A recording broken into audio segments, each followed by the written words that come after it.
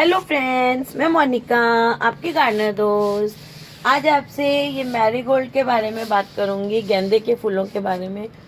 ये हमारे यहाँ सबसे कॉमन टाइप के फ्लावर्स होते हैं। हर घर में जिनको बहुत ज़्यादा शौक नहीं है वहाँ भी आपको गेंदे का पेड़ मिल जाएगा, पौधा। और ये मोस्ट कॉमन प्लांट है इंडियन घरों में, जो सर्दी के मौसम में फूलों का पौधा खिलता है। और ये बड़ा खूबसूरत प्लांट है। देखिए, बड़ा इजी टू ग्रो प्लांट है, हार्डी प्लांट है। आपके जो पूजा के फूल आते हैं उनको आप किसी भी फूल को रख लीजिए, छाया में रखिए, धूप में मत रखिए ज़्यादा। सूखने दीजिए उस फूल को अच्छी तरह से, और तोड़िए मत, फूल को सूखने दीजिए यूं ही पड़ा पड़ा। और उसको ऐसे ही रख लीजिए किसी पॉलीथीन की थैली में या अखबार में लपेट लीजिए, थोड़ी सी राख मिलाकर। और उसको फिर आप जब मौसम आता है सितंबर अक्टूबर में आप उसको लगा दीजिए। और उस पर मेरी एक वीडियो है कैसे लगाना, बहुत इजी होता है इसका लगाना। और उसमें क्या होता है कि अगर आप उसको तोड़ के लगाएंगे तो इसकी जो कई बार जो बीज होते हैं लंबे लंबे से वो डैमेज हो जाते हैं, इसलिए पूरा फूल का फूल सुखा लें। और जब लगाना हो तब हल्का सा, जब ये अच्छी तरह सूख जाता है तब उसको ऐसे फैला के, और कैसे लगाना है इस पे वीडियो आप देख सकते हैं मेरी। तो इजी टू उगाना है ये, मतलब प्रोपेगेशन इसका बड़ा इजी है। स्टेम से भी लगाते हैं, लेकिन स्टेम कटिंग से उतना अच्छा नहीं लगता है जितना बीज से ये प्लांट हेल्दी और अच्छा फ्लरिश करता है। वो स्टेम वाले इतने अच्छे नहीं रहते हैं। लगा सकते हैं आप, स्टेम से भी लग जाता है। किसी पौधे का स्टेम टूट गया तो आप उसको लगा लें, उसमें भी रूटिंग हो जाती है। और इनफैक्ट आप देखना, आपका बहुत पुराना कोई पौधा होगा तो उसकी डंडियों पे यहाँ पे छोटी छोटी सी जड़ें सी भी दी, तो अभी इतने पुराने और बड़े नहीं है, छोटी छोटी जड़ें भी दिखने लग जाती हैं। तो चलिए अब हम इसकी कंडीशंस पे आते हैं कि कौन सी कंडीशंस में ये ग्रो करता है। तो फ्रेंड्स, ये प्लांट जो है इसको फुल सन चाहिए। आपके गार्डन में जहाँ पर मैक्सिमम सनलाइट आती है, 6 से 7 घंटे की सनलाइट आती है, वहाँ पर आप इसको लगाइए। मैंने जहाँ पर इनको लगाया हुआ है वहाँ उगते सूरज की धूप आनी शुरू हो जाती है, और अब यहाँ 5 बजे तक धूप रहेगी। तो इतनी धूप में आप इसको लगाएंगे तो आपका प्लांट बहुत अच्छी तरह से ग्रो करेगा। मिट्टी, ये कैसी भी मिट्टी में लग जाता है। जमीन में आप लगाएं तो कोई कैसी भी मिट्टी हो उसमें चलेगा। और गमले में लगाएं तो, जैसे मैं तो सभी गमलों के लिए एक बार ही मिट्टी बना के रखती हूँ, एक हिस्सा सैंड, एक हिस्सा सॉइल और एक हिस्सा खाद मिला के उसमें लगा देती हूँ।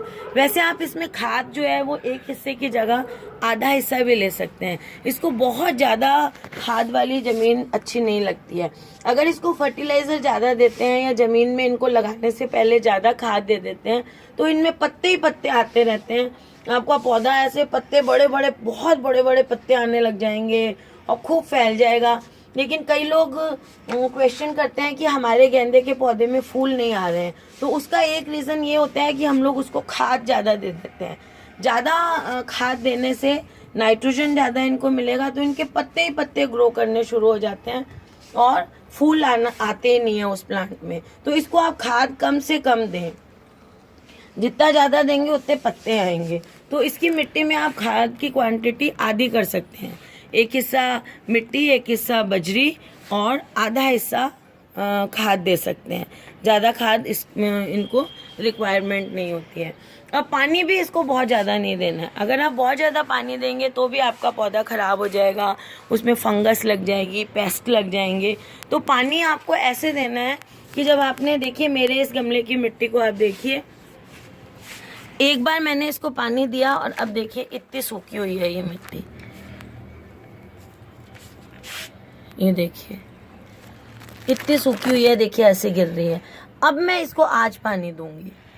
और जब आप पानी देने लगे सर्दियों के पौधों को या गर्मी में जब भी देते हैं, तो आप ये देखिए कि जब आपके जिस पौधे को पानी की ज़रूरत है उसको दीजिए। ऐसा नहीं है हमने एक गमले से पानी देना शुरू किया, सब में देते हुए चले गए। जिस गमले की मिट्टी सूखी है या उसमें कम पानी लग रहा है उसको आप पानी दीजिए। जिसकी बहुत ज़्यादा गीली मिट्टी है, बहुत पानी है, उसमें आप पानी मत दीजिए। ऐसा नहीं है कि बस मैकेनिकली एक जगह से देने लगे और बिना देखे देते चले गए। ये आप लोगों को अपने प्लांट्स को देखना होता है कि किसको पानी, तो इसको मैंने कल पानी नहीं दिया इनको, और देखिए इसमें पानी नहीं था, इसको मैंने कल पानी दिया था। ये देखिए इसकी मिट्टी गीली है, इतनी रहनी चाहिए। अब इसकी देखिए, ये देखिए,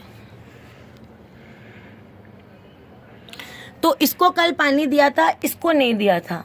अब मैं आज इसको पानी दूंगी, और इसको अगर ये शाम तक मॉइस्ट रहा तो इसको नहीं दूंगी। शाम मतलब मैं इसको बिल्कुल शाम को सर्दियों में नहीं देती हूँ, ज़्यादातर तो मैं मॉर्निंग में ही 10 बजे तक पानी देने की कोशिश करती हूँ। हो सकता है मैं अभी भी 10 बजे तक पानी दे दूँ, और अगर शाम को मुझे देना है तो सर्दी के मौसम में मैं 5-1 बजे तक इनको दे दूँगी, 4, 4:30, 5 तक, ताकि उसके बाद भी इनको 1 घंटे धूप मिलती रहे। उससे फ़ायदा ये होता है कि कोई पत्ती वगैरह पे पानी पड़ गया है तो वो 1 घंटा जो इनको धूप मिलेगी उससे वो सूख जाएगा। अगर रात में पत्तियां गीली रह जाएंगी तो सर्दी में रात में फंगस लगने का बहुत डर रहता है, और एक बार आपके प्लांट को फंगस या बैक्टीरिया लग गया तो बहुत मुश्किल होता है उसको बचाना। तो दूसरी चीज़ यहीं से आती है कि पानी जब भी आप पौधे को दें, तो अगर अर्ली मॉर्निंग 10 बजे तक दे रहे हैं या 4-1 बजे तक दे रहे हैं तो आप 2-3 दिन में एक बार जो है, लेकिन फिर भी इसके फूलों को गीला नहीं करना है। ये इसमें मेन है। इसमें तो आप पानी पौधे पर डालिए ही मत, क्योंकि आप लोग डालेंगे पत्ती पे खाली तो डल नहीं सकता, फूल पे भी डलेगा, तो फूल पे पानी नहीं डलना चाहिए। सीजनल ये जो विंटर के फ्लावर्स जितने भी हैं, इनके फूलों पे पानी नहीं डलना चाहिए। फूलों पे पानी डलेगा, देखिए कितना कॉम्पैक्ट फूल है, तो अंदर पानी रह जाता है तो आपका फूल खराब हो जाएगा। सारा फूल खराब होगा, यहाँ से फंगस लगनी शुरू होगी तो सारा प्लांट खराब हो जाएगा। तो इनको पानी जब भी दें तब आप बेस में दें। और अगर आपको बहुत गंदा लगता है पौधा, कई दिन हो गए, धूल मिट्टी जम गई, तो अगर देना है तो सुबह के टाइम दे दीजिए, 9-10 बजे के करीब, वो भी कभी वंस इन अ वीक, या कभी जब बहुत अगर गंदा लगता है। देखिए मेरे पौधे तो अभी गंदे नहीं हैं, तो मैं इनको यहाँ इस सॉइल लेवल पर ही पानी दूंगी, ओवरहेड वाटरिंग नहीं करूंगी, ऊपर से नहीं दूंगी पानी, ताकि इसकी जो पत्तियां हैं वो गीली नहीं हो और इसमें फंगस नहीं लगे। वैसे ये जो प्लांट है फ्रेंड्स, ये बहुत पॉलिनेटर्स को बहुत अट्रैक्ट करता है। पॉलिनेटर्स मतलब ऐसे इंसेक्ट्स, बटरफ्लाइज या कुछ छोटी छोटी चिड़िया वगैरह, दूसरे इंसेक्ट्स, हनी बी वगैरह, बीज वगैरह को, जो इसके जो है पॉलन ग्रेन्स को, मतलब एक फूल के पॉलन ग्रेन्स को दूसरे फूल तक लेके जाते हैं, जिससे इनमें फर्टिलाइजेशन होता है और बीज वगैरह बनते हैं। तो फ्रेंड्स, सभी प्लांट्स की बात कर रही हूँ, तो उनको कहते हैं पॉलिनेटर्स। तो पॉलिनेटर्स को ये बहुत अट्रैक्ट करता है। जिस गार्डन में ये लगे हुए होंगे तो बहुत पॉलिनेटर्स आएंगे, इस पे बैठेंगे, दूसरे फूलों पर भी बैठेंगे। जहाँ आप सब्जियाँ लगाते हैं उसके आसपास ये ऐसे पौधे आप जरूर लगाइए। ये लगाइए, नास्ट्रेशियम लगाइए, उससे क्या पॉलिनेटर्स आते हैं ज़्यादा, तो सब्जियों में भी एक फूल से दूसरे फूल पे बैठेंगे तो उनमें फल जल्दी और अच्छे बनते हैं पॉलिनेशन होने से। तो ये जो है आप अपनी सब्जियों के पास लगाइए। और दूसरा, ये जो है कुछ इंसेक्ट्स के लिए भी, मिट्टी को भी ये बहुत अच्छा बनाते हैं। एक निमेटोड्स होते हैं, छोटे छोटे माइक्रोस्कोपिक ऑर्गेनिजम्स होते हैं जो पौधों को, जड़ों को नीचे से खा जाते हैं। तो जहाँ ये लगे हुए रहते हैं वहाँ पे 1 सीज़न या 2 सीज़न तक वो निमेटोड्स नहीं होते हैं। तो आप जो है गेंदे के जो पौधे जहाँ लगाएंगे वहाँ पे ये मिट्टी को भी अच्छा बनाते हैं, ताकि उसमें वो निमेटोड्स वगैरह को ख़त्म करते हैं मिट्टी में से। और ठीक है, इन पे तो फंगस और एफिड्स वगैरह, मिलीबग्स, इन पे भी लग जाते हैं। तो वही उसके लिए मैं बताती हूँ कि 15 दिन में, 20 दिन में एक बार आप लगने का इंतज़ार मत करिए, नीम ऑयल का स्प्रे इनके ऊपर करते रहिए। 1 लीटर में 1 चम्मच नीम ऑयल डालिए और थोड़ा सा सोप डाल सकते हैं। वैसे आजकल तैयार नीम ऑयल ही मिल जाता है आपको एग्रीकल्चर शॉप पे, अगर नहीं है तो आप उसमें थोड़ा सा सोप डाल लीजिए। 1 चम्मच नीम ऑयल और आधा चम्मच सोप डाल लीजिए। उससे फिर वो सोप, उससे क्या होता है कि वो ऑयल चिपकता है इन पत्तियों पर, नहीं तो ऑयल जो है वो घुलता नहीं है पानी में। तो सोप डालने से वो डिज़ोल्व हो जाता है अच्छी तरह, और अच्छी तरह से वो स्प्रे जो है वो हो जाता है। तो जब ये प्लांट आप छोटा सा पौध लगाते हैं, जैसे मैं आपको पौध दिखाती हूँ, 1 मिनट। जैसे ये पौध लगाते हैं आप, इतनी बड़ी हो गई, तो इसका ये टिप जो होता है, ये देखिए, ये जो टिप है ऊपर, ये जो ग्रोइंग पॉइंट आपको दिख रहा है, जहाँ से नई पत्ती निकल रही है। तो इसको यहाँ से ऊपर से आप ऐसे ऐसे पिंच कर दीजिए। ये देखिए, ये बड़ी 2 पत्तियां निकल गई हैं। अगर ये नहीं भी निकल गई तो भी कोई बात नहीं, ऐसे इसको पिंच कर दीजिए। और इस वाली के ग्रोइंग पॉइंट को भी मैं देखिए ऐसे पिंच कर रही हूँ, इसके ग्रोइंग पॉइंट को भी मैं ऐसे पिंच कर रही हूँ। तो ये ग्रोइंग पॉइंट पिंच करेंगे तो नीचे से 2 स्टेम निकलेंगे, और वो भी जब इतने बड़े बड़े हो जाएंगे जो दोनों निकलेंगे तो उनको भी आगे से हम उनका भी ग्रोइंग पॉइंट पिंच कर देंगे।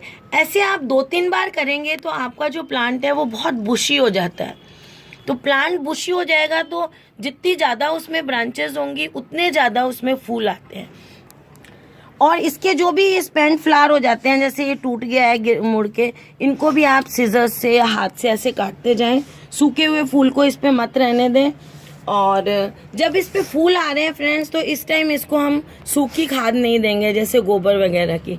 इस टाइम अगर आपको महीने में 1 बार देनी है तो लिक्विड खाद देंगे, या तो 1 लीटर पानी में या हाँ पोटाश और डीएपी, 1 चम्मच पोटाश 1 चम्मच डीएपी डिसॉल्व करके सारे गमलों में थोड़ा थोड़ा दे देंगे। ये मेजरमेंट है 1 लीटर में। या फिर गोबर वाली लिक्विड बना के इसको देंगे। सूखी हुई खाद तब तक नहीं देंगे जब तक इनमें फूल वगैरह, और वो भी महीने में 1 बार, क्योंकि इसको फर्टिलाइज़र बहुत ज़्यादा नहीं चाहिए होता है। तो फ्रेंड्स, अगर आपको मेरा ये वीडियो अच्छा लगता है तो इसे लाइक करिएगा, शेयर करिएगा और मेरे चैनल को सब्सक्राइब करिएगा। और अगर आप मेरी डेली वीडियोस देखना चाहते हैं उनका अपडेट, तो आप बेल आइकन को भी प्रेस करिएगा जो बेल का निशान है। Okay friends, bye.